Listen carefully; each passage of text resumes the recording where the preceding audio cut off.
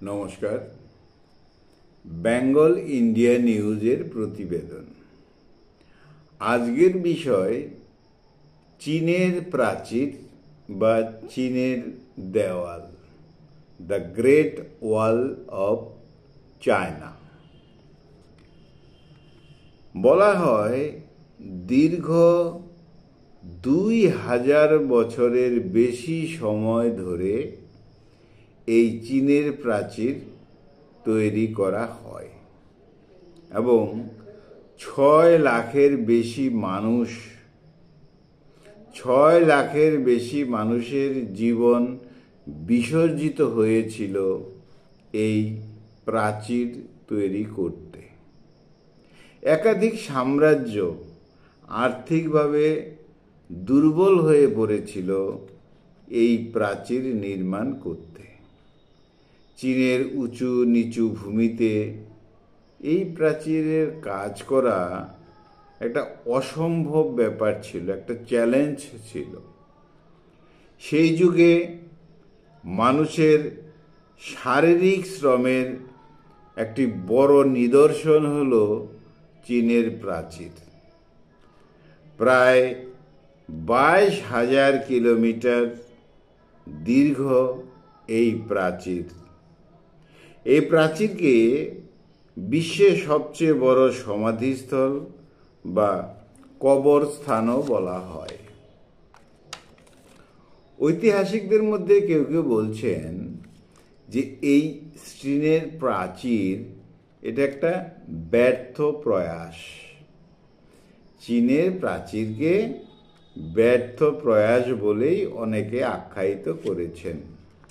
যাই হোক, ইয়াহু হুইটং এবং তার 2 বন্ধু এই প্রাচীরটির এক প্রান্ত থেকে অন্য প্রান্ত পর্যন্ত অতিক্রম করেন এবং সময় লেগেছিল 17 মাসেরও বেশি। চীনের উত্তর দিকে বরফে ঢাকা মরুভূমি থেকে ইয়েলো রিভার পর্যন্ত বিস্তৃত এই চীনের প্রাচীর। আর পথিমধ্যে পর্বত রয়েছে, মরুভূমি রয়েছে, উঁচু নিচু গিরিখাত রয়েছে, ঝর্ণা রয়েছে, নদী রয়েছে, সব কিছু তো রয়েছে এবং তার উপর দিয়েই কিন্তু তৈরি হয়েছে এই চীনের প্রাচীর। দূর থেকে মনে হয় এই চীনের প্রাচীর এটা দুলছে। বলা হয় এই চীনের প্রাচীর হলো পাথরের ড্রাগন। বিদেশি আক্রমণ থেকে মুক্তি পেতে এই প্রাচীর তৈরি করা হয়েছিল। কথিত রয়েছে 1000 বছর আগে একটি ড্রাগন উড়ে এসে এই প্রাচীরের পথ চিহ্নিত করে দিয়েছিল। মঙ্গোলিয়াদের বিভিন্ন উপজাতি প্রায়ই চীনের সিংচিয়াংয়ে হানা করত, লুটপাট করত, অত্যাচার করত।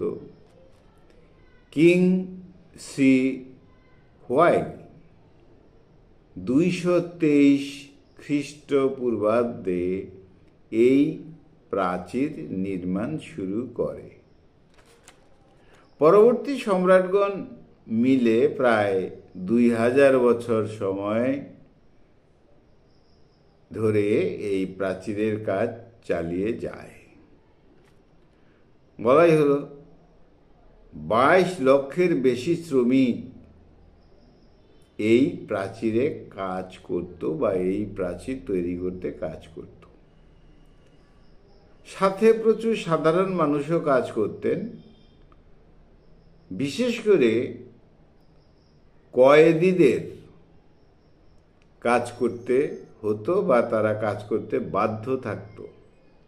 এই কয়েদি বা বন্দীরা 4-5 বছর ধরে এই চীনের প্রাচীর তৈরি করতে কাজ করতে হতো। এটা ছিল তাদের জন্য একটা শাস্তিমূলক ব্যবস্থা। কাজ করতে করতে অনেক শ্রমিক মারা যেত। প্রাচীরের পাশে গর্ত খুঁড়ে কবর দেওয়া হতো। অভিশপ্ত প্রাচীর বলা হয় সেই জন্যই।